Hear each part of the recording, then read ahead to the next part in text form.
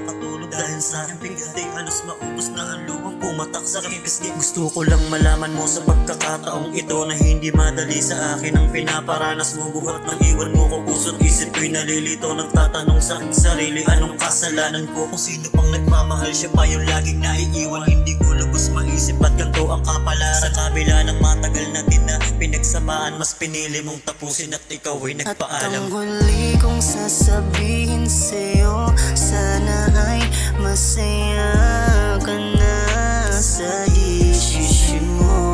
At pakiusap huwag ka nang babalik kung kailan ayos na at masaya na. Pwede bang mahal ka ng huling yakap mo bago ka lumisan dito sa tabi ko?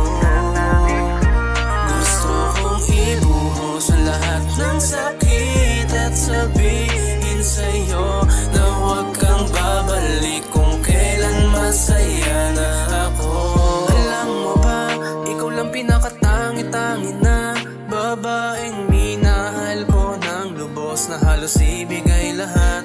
Minahal kita sa alam ko na paraan, kaso parang hindi mo yata nararamdaman.